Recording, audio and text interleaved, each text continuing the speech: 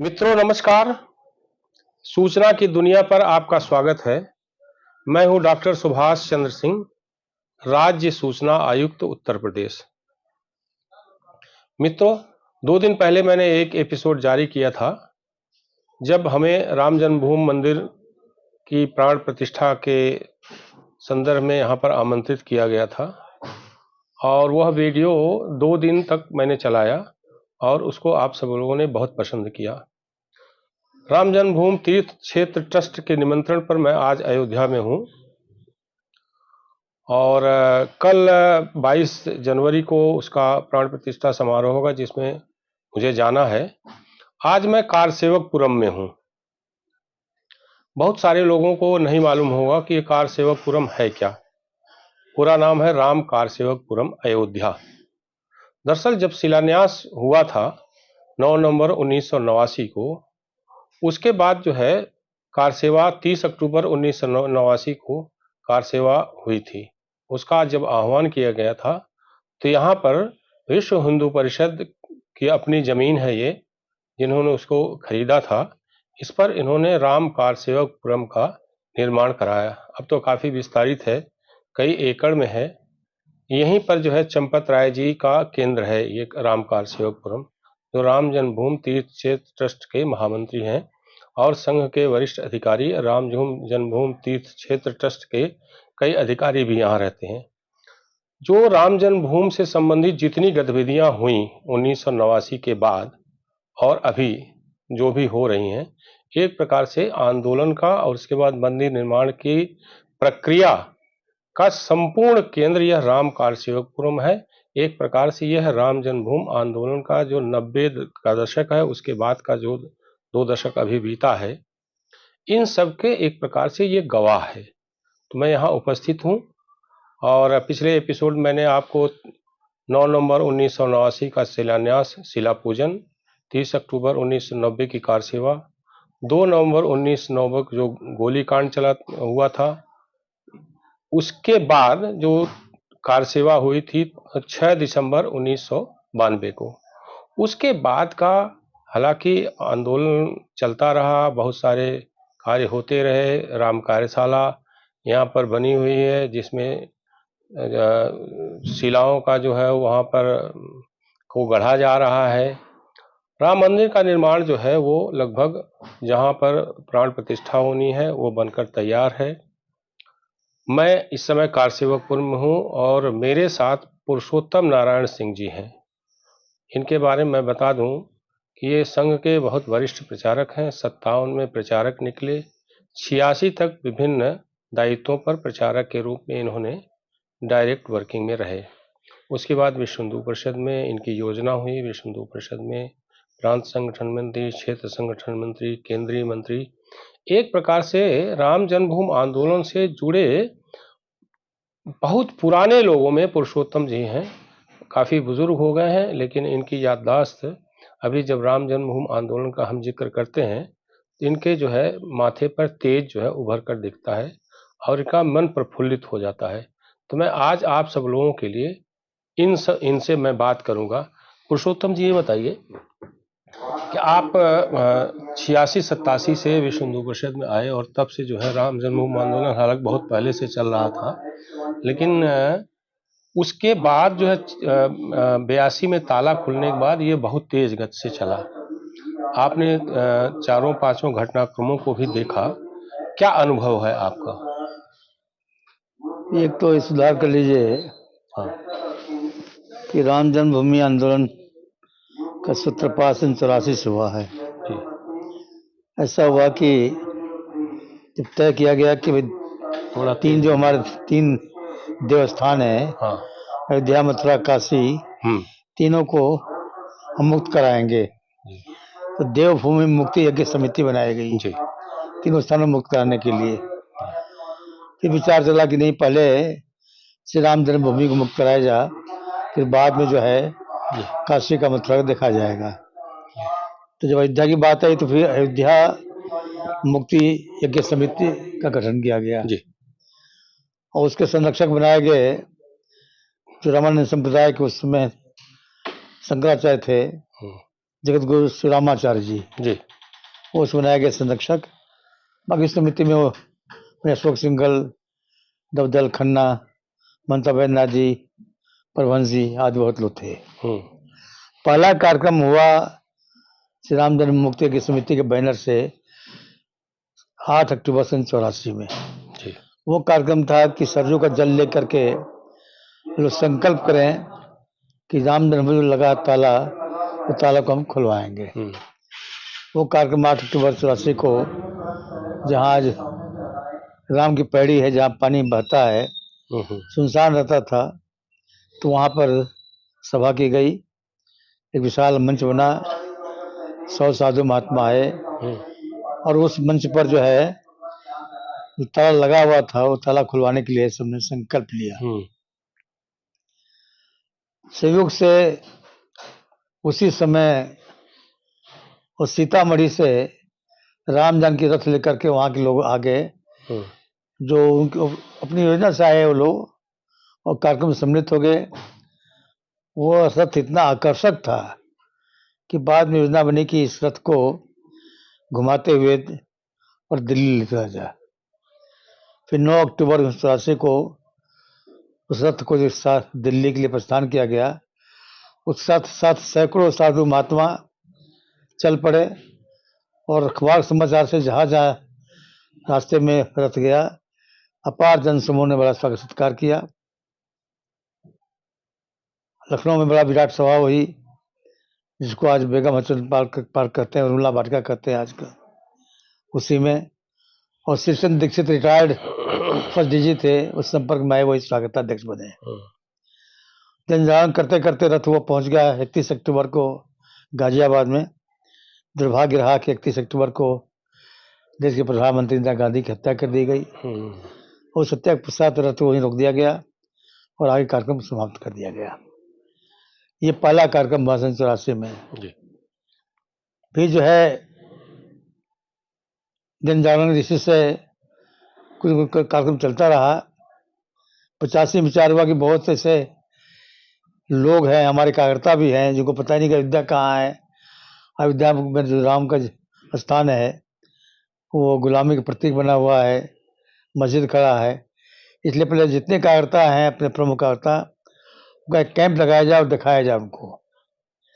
तो सन 85 मई जून महीने में जो रानोपाली है, उनका विशाल मैदान था, खेती लगी हुई थी, मई का महीना था, कटने का समय था। मांगा गया, उन्होंने कहा कि तो लगा हुआ फसल गेहूं और कैसे क्या होगा, हमको आपत्ति नहीं है, आप कटवाइए और कार्यक्रम करिए।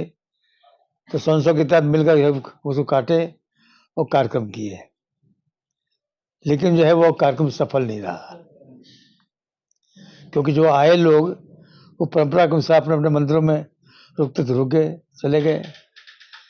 तो सन 86 में एक सरयू के तट पर एक बहुत विशाल सभा की गई जनजागरण का, और विशाल सभा की कल्पना कर सकते हैं आप है कि आप उसको लाउडस्पीकर मिला नहीं, तो प्रयाग से हम लोगों ने 100 हॉर्न मंगाया, वहीं की टोली आई और सरयू के तट पर एक विशाल सभा की गई, और उस विशाल सभा से जनजागरण प्रारंभ हुआ।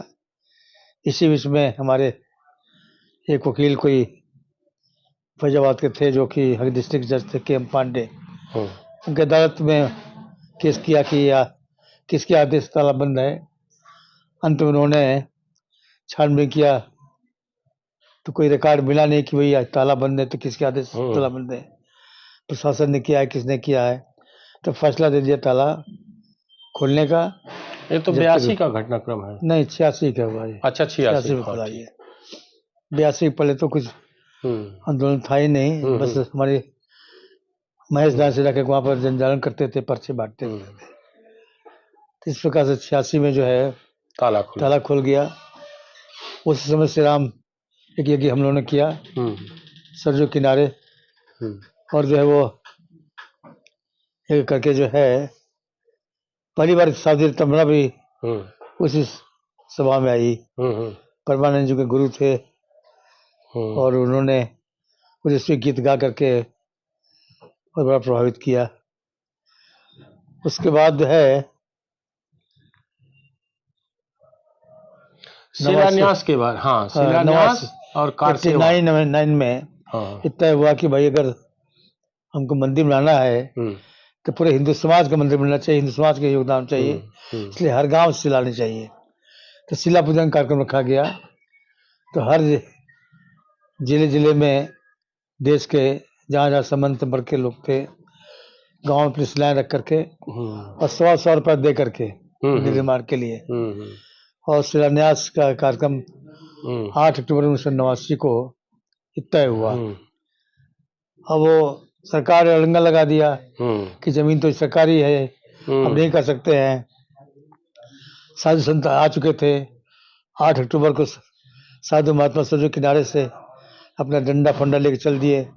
8 अक्टूबर का घटनाक्रम है या 9 नवंबर का? 8 अक्टूबर का है। 9 अक्टूबर फिर शिलान्यास किया गया। अच्छा। 8 अक्टूबर को जब उन्होंने रोक दिया कि नहीं, आपको नहीं कर सकते हैं, फिर हमको समय दीजिए जरा विचार विमर्श करने के लिए। तो 8 अक्टूबर रात्रि को नारायण दत्त मुख्यमंत्री थे। हाँ, तो सचिवालय में एक मीटिंग हुई। हाँ, बूटा सिंह गृह मंत्री थे, वो भी आए, जिसमें महंत अवैधनाथ जी बुलाया गया, सुख सिंघल गए। हाँ। और अंत में सरकार ने कहा कि ठीक है, इलाज करिए। वो जमीन निर्विवादित है वो। फिर 9 अक्टूबर शिलान्यास किया गया।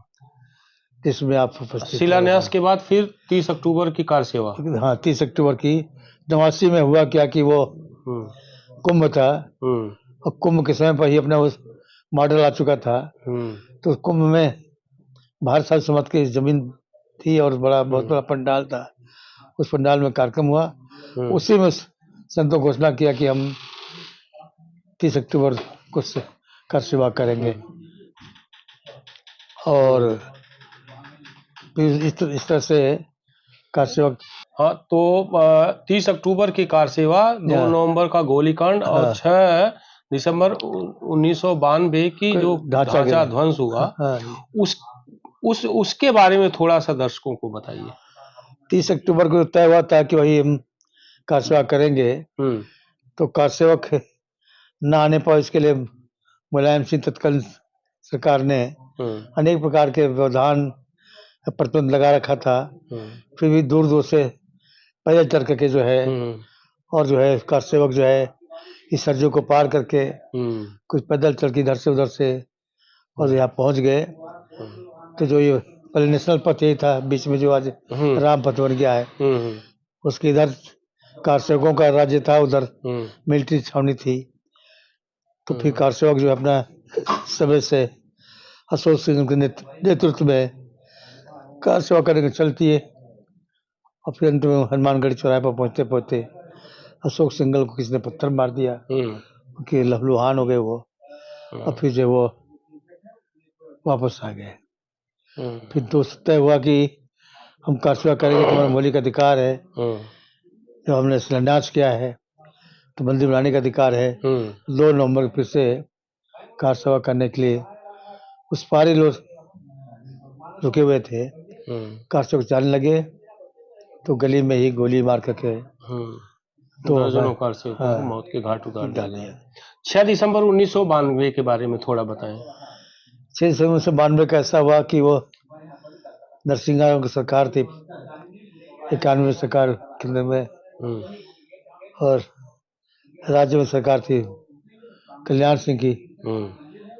तो कल्याण सिंह ने से बातचीत हुई तो कहा भाई विवादित स्थान तो 2.7 एकड़ है, तो उसको छोड़ करके जो विवादित है रामकथा पार्क है, जिसको हम को दे दिया। तो उस पर हम लोग गतिविधि अपनी होने लगी। और मंदिर निर्माण करने के लिए अपने मोहरम बालू इत्यादि भी। इसी सरकार ने कहा कि भाई हमको उतना समय दीजिए विचार करने के लिए। पहले 4 महीने का समय मांगा। हाँ, सुप्रीम कोर्ट में भी गया मामला। हाँ, तो हर महीने हम असेंबली हाउस में घंटा बजाते थे कि 1 महीना पूरा हो गया, 2 महीना पूरा हो गया। 4 महीना पूरा होने के बाद भी उन्होंने कहा कि 1 महीने का समय और दीजिए, हल हो जाएगा। तो कार सेवक लाखों की संख्या में इकट्ठे यहाँ हो गए थे। फिर मांगा 1 महीने का समय। अंत में 6 दिसंबर के पहले जो तारीख बताया था कि हम दे देंगे, हल हो जाएगा, नहीं हुआ। तो 6 दिसंबर को जो होना था वो तथाकथित मस्जिद का कारसेवकों ने ढांचा ढांचा खत्म कर दिया। इस समय जो स्थिति है 22 जनवरी 2024 यानी कल की तारीख, जो मंदिर का निर्माण हुआ और प्राण प्रतिष्ठा समारोह, इसमें मुख्य भूमिका आप किसकी मानते हैं? सामाजिक रूप से, राजनीतिक रूप से, कौन सबसे महत्वपूर्ण भूमिका किसकी है? भाई महत्वपूर्ण भूमिका तो सुप्रीम कोर्ट की है। हाँ। सुप्रीम कोर्ट ने हिंदू पक्ष में फैसला कर दिया कि मंदिर का स्थान है, मंदिर बनाइए आप। तो फिर मंदिर बनने की प्रक्रिया में जो है सब चीजें आने लगी। अब उसमें जरूर है कि पार्लियामेंट में जो है, पार्लियामेंट चल रहा था, प्रधानमंत्री ने घोषणा किया कि श्री राम जन्म तीर्थ क्षेत्र नाम न्यास नाम का ट्रस्ट बनेगा और उस ट्रस्ट के द्वारा मंदिर बनेगा और उस ट्रस्ट में एक हरिजन व्यक्ति होगा। इतनी घोषणा किया उन्होंने, उसके अनुसार ट्रस्ट बना दिया गया। सेटलर्स के जो सुप्रीम कोर्ट में हमारे केस लड़ रहे थे पराशरन जी, हाँ, तो सेटलर बने और सेटलर के साथ उन्होंने संविधान बना और ट्रस्ट बना, वो ट्रस्ट काम कर रहा है। मित्रों, पुरुषोत्तम नारायण सिंह पुराने राम जन्मभूमि आंदोलन के बहुत, एक प्रकार से कहिए तो सलाहकार पुरुष हैं। आपने इनके अनुभव को सुना, इनकी बातों को सुना।